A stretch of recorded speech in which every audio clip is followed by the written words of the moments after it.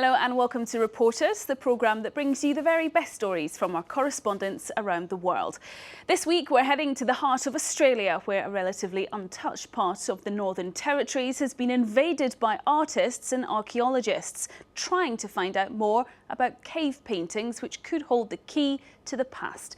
The sketchings are believed to date back tens of thousands of years and could even be the oldest of their kind in the world. What's more, beyond the artistic value of these drawings, the findings could shed light on the living conditions of the first men on Earth. We're in Kimberley, a region some 600 kilometres west of the city of Darwin. It's here, in this vast and wild territory, reaching over 400,000 square kilometres, that a team of Australian researchers discovered some particularly ancient rock paintings, perhaps the oldest of humankind. If you remember the site before, it's only on some figures. So I think it's an infill decoration. And it's not on them all. Those two over in the mid-section that look like clawed hand, do they?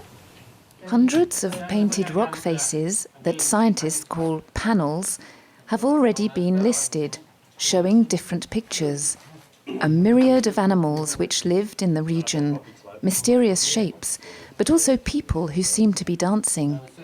It's a style of painting that the local population, the Aborigines, call Gwion. I think that this is a master panel of Gwion depictions. We particularly like this panel because it's so sharp and clear. The face that it's painted on is a very light coloured panel. Sometimes the panels are very stained with hematite, and so the figures don't show up so clearly. We suspect that these paintings are perhaps 20,000 years old, could be even longer. 20,000 years, the dawn of time. Only a few rare paintings elsewhere on the planet are from this period, like, for example, in France, those in the Lascaux caves, which are 17,500 years old. And what also surprised the researchers is the beauty of these paintings and what they show. Clothing, which appears to have been woven from natural fibres. If these are in fact older than 17,000 years, it's the first evidence we have in the world of people being able to weave. Wow. Or people using weaving. Now, that's pretty exciting.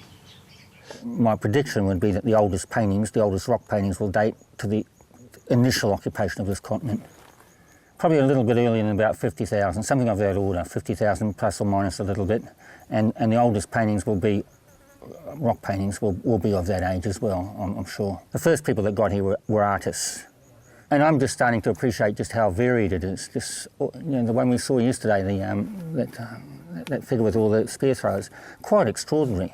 Okay, I mean, you wonder what the person was on when they painted that. I mean, I hadn't seen that art style before. It's the first time that research teams have come to this region. It is difficult to access and has remained isolated from the rest of the world for thousands of years. The expedition is difficult to organise. We are hundreds of kilometres from the nearest town. There's no road. Here we have to travel by helicopter. With one inhabitant for every 30 square kilometres, it is one of the least populated regions in the world. So, for 3 weeks, we camp. Our team of archaeologists, anthropologists, members of the Aboriginal community, and a few volunteers from the four corners of the continent has to be self-sufficient. We've got people from the University of Wollongong, from the Australian National University, from the University of New England, from the West Australian Department of Environment and Conservation, and the Warrnambool people are from two communities, from Kandawal community and from Kalumburu. So it's still a mixture. To try and learn more about these paintings, the team of archaeologists digs at the foot of these painted rock faces. Each square metre is excavated in minute detail, centimetre by centimetre.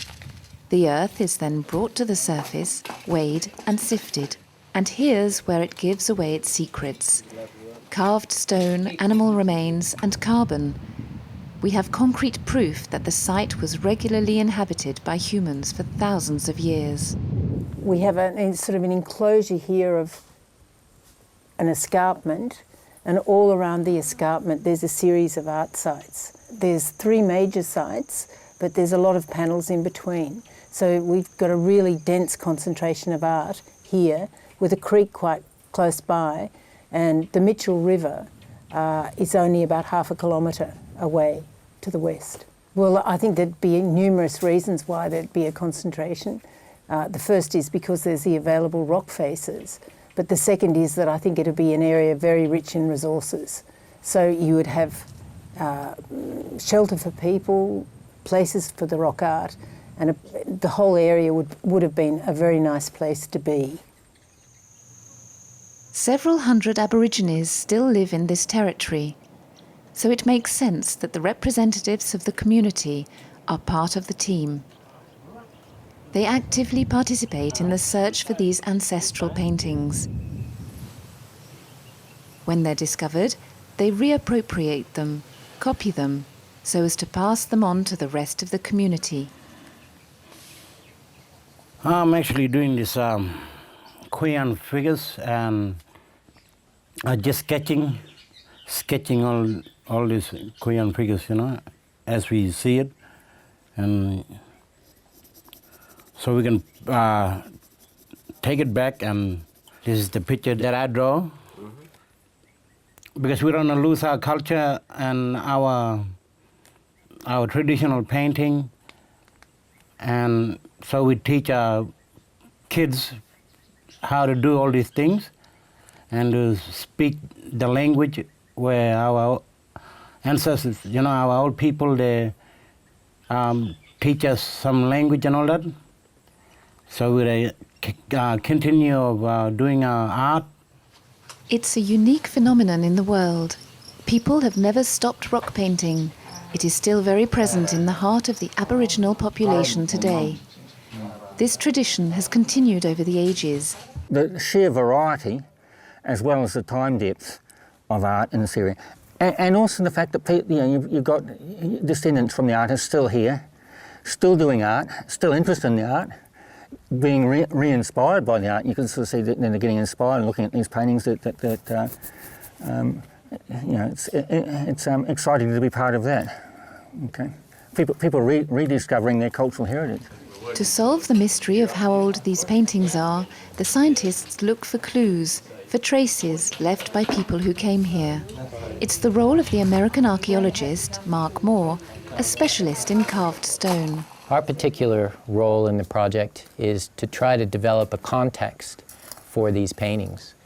We want to have a complete story that includes the rock art as well as all the aspects of prehistory that happened in this part of the Kimberley. And one way that we can find that out is by doing excavations into the floors of these rock shelters, because not only did Aboriginal people make beautiful rock art here, but they also camped in this particular spot, and they brought in their bush tucker that they procured from out there on the landscape. They brought it in here to cook and to eat. They made stone tools in this location. Well, this is what we call a bulk sample. It's just a sample of the soil that we've excavated from the excavation unit. And this is the sort of material that we can do processing on and come up with some of the environmental aspects of how this site changed through time. The paintings are so old that it's impossible to give them an exact date. The team of researchers is trying to get round this problem by examining them in great detail. They used these particular paintings, a mulberry-coloured ochre. And one of the parts of the project that we're most excited about is that we're going to try and characterise the chemical components or the characteristics of these particular ochres, so we can compare ochres from various different sources, and we can try and work out which ochres were used on which particular periods through time. And that's going to be another element that we can use to help sort out the chronology of all these paintings.